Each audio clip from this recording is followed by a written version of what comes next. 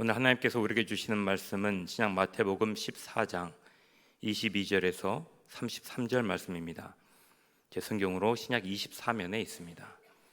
마태복음 14장 22절에서 33절 말씀을 한 절씩 교독하겠습니다. 예수께서 즉시 제자들을 재촉하사 자기가 무리를 보내는 동안에 배를 타고 앞서 건너편으로 가게 하시고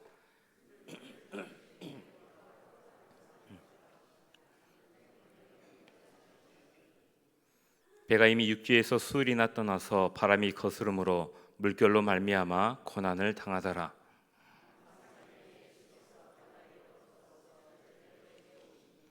제자들이 그가 바다 위로 걸어오심을 보고 놀라 유령이라 하며 무서워하여 소리 지르거늘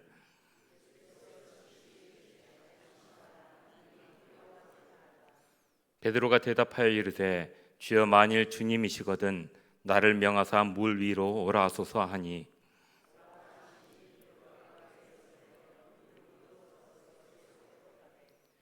바람을 보고 무서워 빠져가는지라 소리 질러 이르되 주여 나를 구원하소서 하니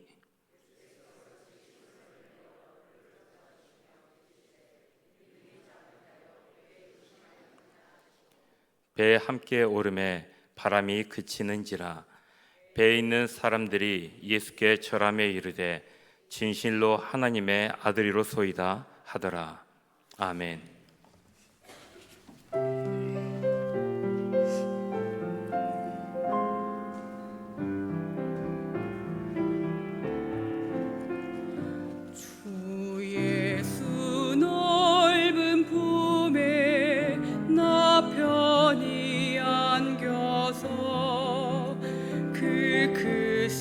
사랑 안에 나 편히 쉬겠네.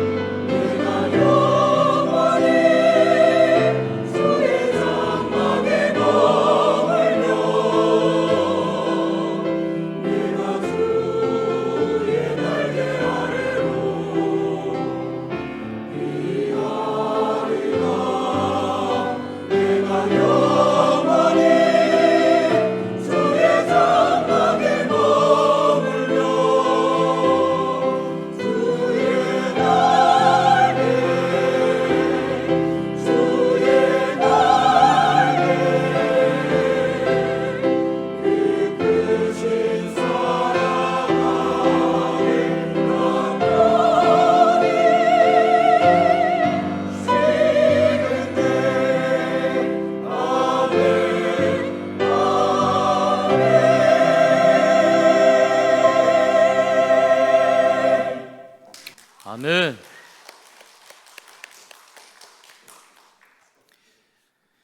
날씨가 많이 덥습니다. 우리 옆에 계신 분에게 시원한 마음이 들 수 있도록 이빨이 씩 보이도록 평안하세요 인사 한번 해보시기 바랍니다.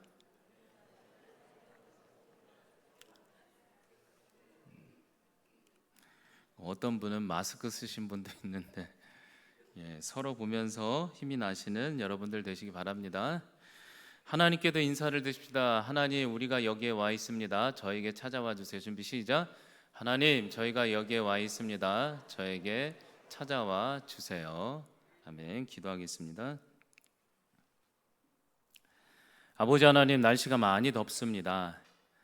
하나님, 인생에 여러 가지 또 어려움과 더움도 있습니다. 날씨까지 덥습니다.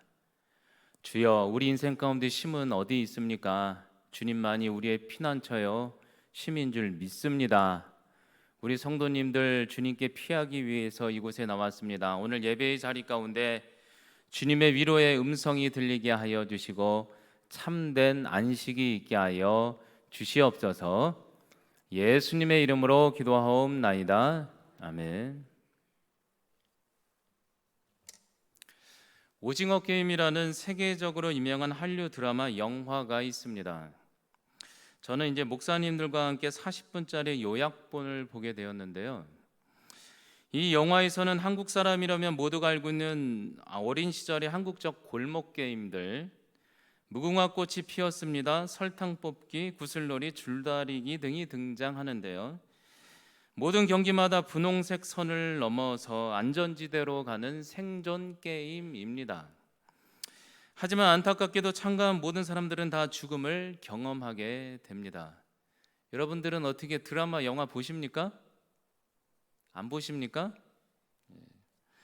결론적으로 이 영화에 흐르는 주제는 우리 사회, 한국 사회에는 생존에 대한 불안한 경쟁만 있지 어디에도 안전지대는 없다라는 그런 메시지를 담고 있습니다. 슬픈 현실이죠. 이런 세상 속에서 과연 우리에게 진정한 안전지대는 어디일까? 여러분, 우리 인생은 마치 바다를 향해하는 것과 같이 매우 불안할 때가 많습니다. 평상시에는 바다처럼 고요하고 잔잔하다가 예고 없이 갑작스럽게 다가오는 인생의 매서운 파도와 고난 앞에 무너져 내릴 때가 있죠. 인생의 바다와 풍랑 속에서 어느 때는 도망가고 싶어질 때도 있습니다. 여러분, 이러한 인생 앞에 과연 우리는 어디로 가야 진정한 평화의 지대, 안전지대를 만날 수 있을까? 이 질문을 하면서 오늘 말씀을 함께 바라보았으면 좋겠습니다. 오늘 말씀을 함께 보도록 하겠습니다. 오늘 말씀을 보면 천지가 개벽할 뻔했고 정권이 바뀔 뻔했습니다. 예수님이 바로 전 사건 오병이어 사건을 통해 1만 명 이상을 먹이자 모세 이후 이런 일은 처음이었으니 요한복음에 보면 사람들은 예수님을 왕으로 추대하려고 움직임이 일어나기 시작했어요. 여기서 정치적 예수 그리스도가 등장하는 거죠. 왕으로 등장하기 시작했어요. 제자들도 이 모습 보고 너무 좋았어요. 흥분했습니다. 저분이 왕이 되면 저분이 만든 유토피아 왕국에서는 높은 자리 한 자리씩 차지하고 인생의 부귀 영화를 드디어 누리겠구나, 올게 왔구나 흥분했어요. 여기가 좋사오니. 그런데 이게 무슨 일입니까? 무슨 상황입니까? 22절 24절에 예수님은 오히려 무리들 군중들을 해산시켜버리고 거친 풍랑을 칠 것을 알면서도 제자의 기디와는 반대로 제자들 먼저 인생의 갈릴리 바다 맞은편으로 보내버려요. 아무것도 모르는 제자들은 기분 좋게 배를 타고 인생의 갈릴리를 건너가기 시작합니다. 그런데 오늘 말씀 보니까 새벽 3시쯤에 갑작스럽게 예상치도 못한 거대한 풍랑을 만나 거기 죽게 되었다고 말씀하고 있죠. 여러분, 그런데 한번 생각해 봅시다. 이상하지 않습니까? 왜 오늘 주님은 제자들에게 호의호식할 수 있는 자리에서 일어나 사람들을 진정시키고 많은 사람들을 해산시키고 오히려 제자들과 우리를 인생의 풍랑의 무서움, 풍랑 속 광풍 속으로 밀어 넣으셨을까? 너무 불안한데 제자들은 이 바람에, 거친 바람에 죽게 되었습니다.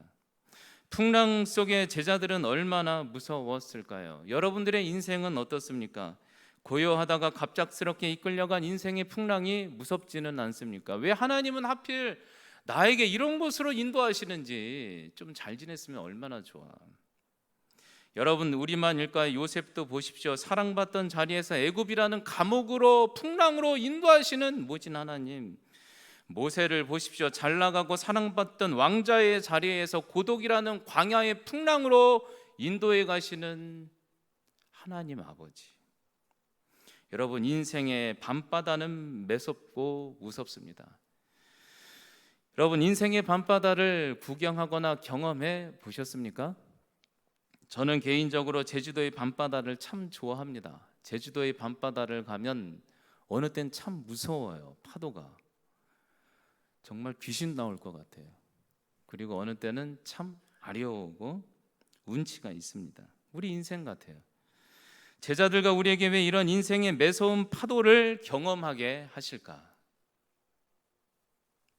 여러분, 인생이 어떻습니까? 살만하십니까? 안 물었으면 좋겠습니까? 여러분, 계속해서 살펴봅시다. 자, 이렇게 무서워하는 인생에 갑작스럽게 만난 풍랑 중에 두려워 떨고 있는 제자들은 오늘 어떻게 반응하고 있는가? 그 다음 장면.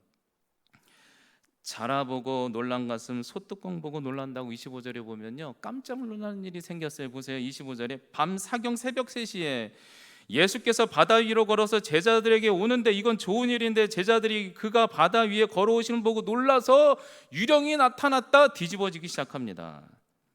밤 사경 제자들은 살려달라고 아우성입니다. 광풍을 만났어요. 미칠광 바람풍, 인생의 광풍을 만나고 죽게 됐어요. 그때 설상가상으로 어디에선가 흰물체가 바다 위에서 걸어오는데 유령이라. 얼마나 무서웠을까. 여러분, 이게 남의 일이라고 그랬지 제자들이 본 게 뭐냐면, 우리는 알고 있지만 제자들은 몰랐던 거예요. 생각해 보세요. 예수님의 패션 스타일이 어떤지 아십니까? 예수님은 늘 머리가 단발일까요? 장발일까요? 장발이에요. 영화 보셨죠? 장발. 헤비메탈 가수도 아니고 늘 장발이세요. 옷은 어떤 색깔만 입으세요? 흰색. 그리고 이게 망토는 어떤 색깔이에요? 빨간색. 그럼 피예요. 저 멀리서 그런 게 걸어온다고 생각해 보세요. 우리나라 귀신, 그런 귀신이 있죠? 처녀 귀신.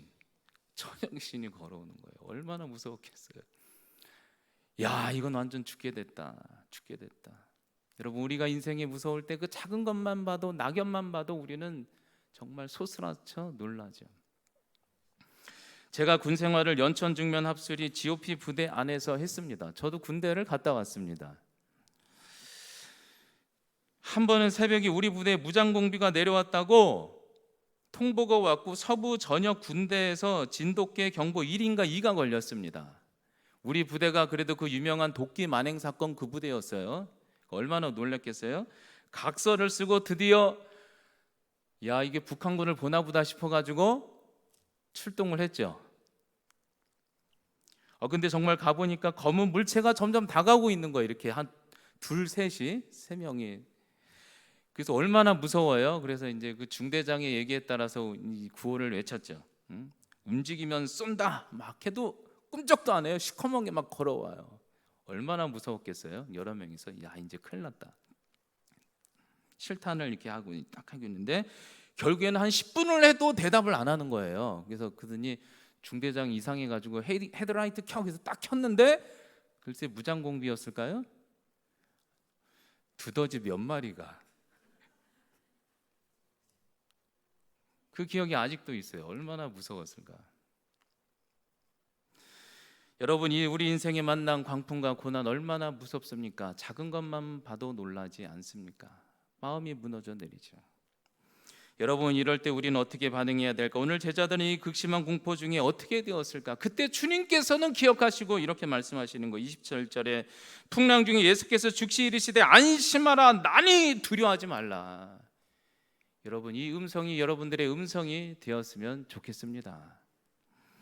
나는 스스로 계신 자 하나님의 본체이다. 물도 걷고 지구의 중력도 거르고 나는 모든 것을 만물 위에 있게 하시는 이다. 두려워하지 말라. 내가 너희를 붙들고 있다. 예수 그리스도, 그 그리스도를 붙들며 살아가시기 바랍니다. 사람들은 로켓을 만들면서도 만유인력의 법칙으로 작용과 반작용을 믿으면서도 중력을 거슬려서 로켓이 날아가는 것을 믿으면서도 천안을 만드신 창조주가 물을 걸으면 안 믿습니다. 우리 주님은 물도 걷고 우리의 인생도 붙들고 우리에게 평안을 주시는 참된 예수 그리스도이신 것을 믿으시기 바랍니다. 그분이 안심하라 하면 안심해도 됩니다. 자, 그런데 이때 유명하죠. 이 베드로가 참 늘 이럴 때 등장하죠. 우리 대신 등장해 주세요. 예수님을 인 것을 발견하자 너무나도 기뻐서 28절에 뭐라고 소원이 생겼어요. 28절에 베드로가 이런 소원이 생겼어요. 베드로가 대답하여 이르되 주여 만일 주님이거든 나를 명해서 나도 예수님처럼 어디 한번 걸어보게 하소서. 물을 걸어보게 하소서.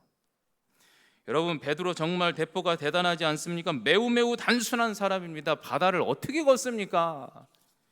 여러분들이 아무리 믿음 좋아도 아무리 흥분돼도 주님이 방과도 바다를 걷겠다고 요청할 수 있겠습니까? 저는 물만 봐도 무서워요. 제가 이 말씀 묵상하면서 그랬어요. 아, 예수님, 이 베드로는 이 어부라 이런 용기가 생겼을까요? 바다를 이렇게 발로 이렇게 밟으면 어떨까? 느낌이 말랑말랑할까? 어떨까? 그것도 풍랑인데.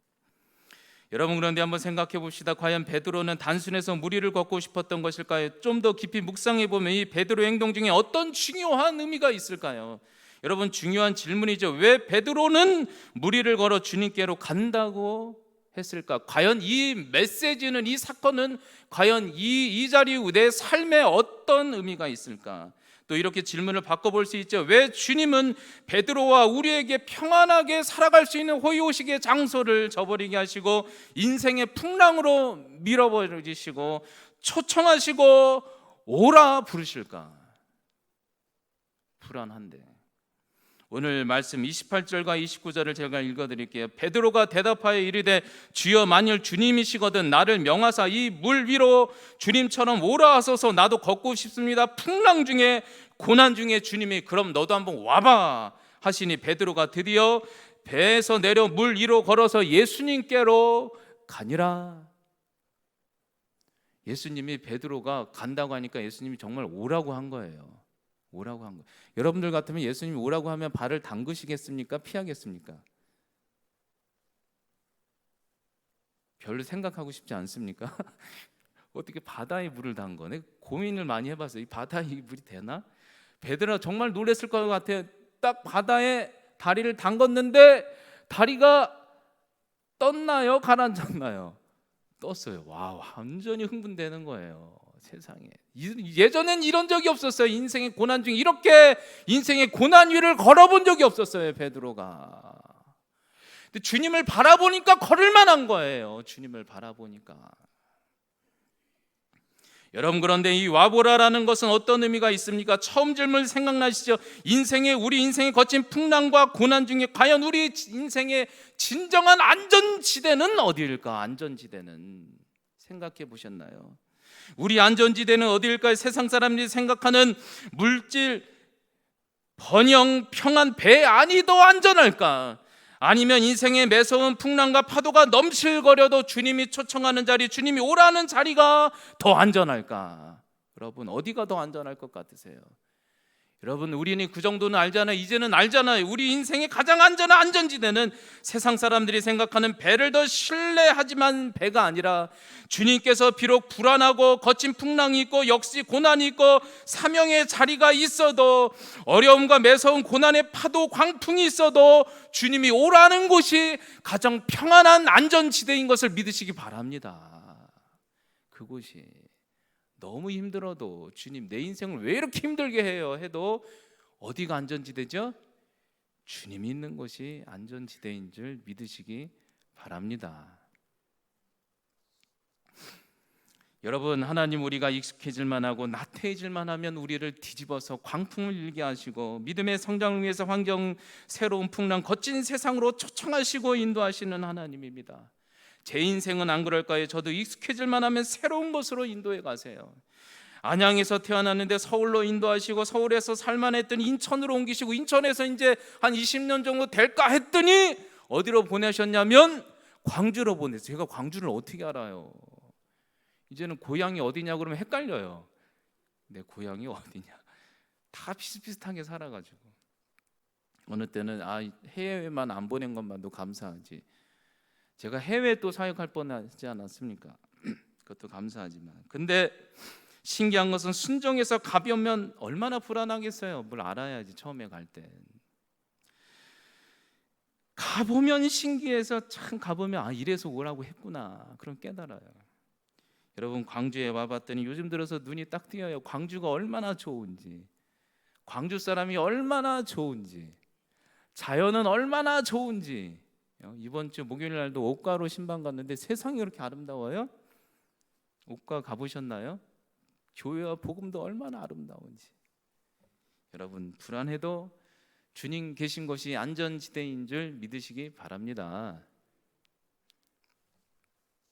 다윗의 고백 시편 18편 나의 힘이 되신 여호와여 내가 주님만을 사랑합니다. 여호와는 나의 반석 나의 요새시여 나를 건지시는 이시여 나의 하나님이시여 내 피할 바위시여 나의 방패시여 나의 구원의 뿌리시여 나의 산성이로다. 내가 찬송받으실 여호와께 아뢰리니 내 원수들 사망 모든 문제들에게서 나에게 평안 구원을 주시는 분이 예수 그리스도이시다.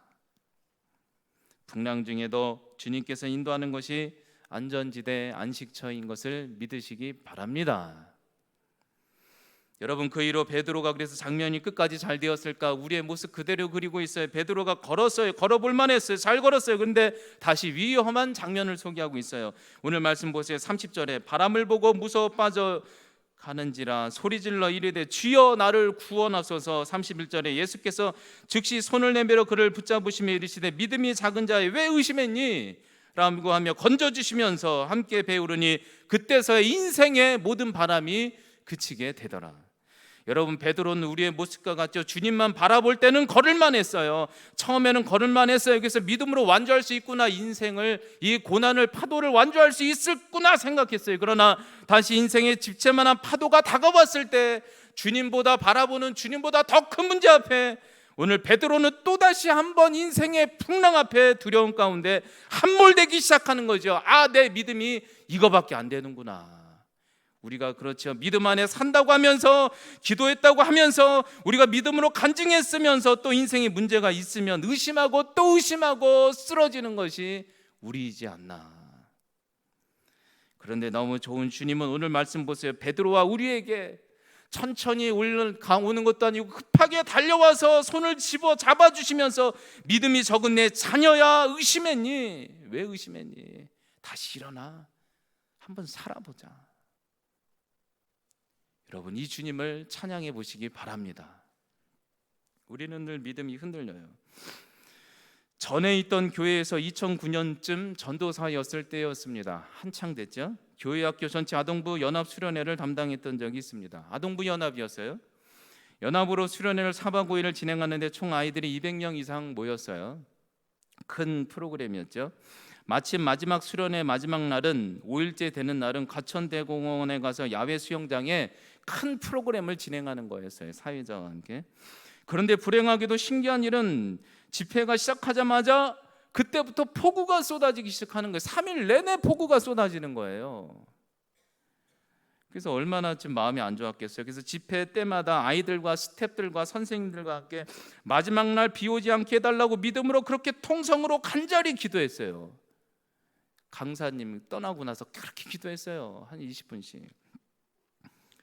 그런데 마지막 날이 되었는데 그날 아침에 어김없이 비가 왔을까요? 안 왔을까요? 비가 오는 거예요. 너무 폭우가 쏟아지는 거예요. 그래서 제가 날씨도 봤죠? 그랬더니 폭우예요. 폭우. 야, 이게 참 기도는 기도고 날씨는 날씨인가 보다. 하나님이 이게 날씨는 안 막아주시나 보다. 우리 때문에 그럴 순 없지.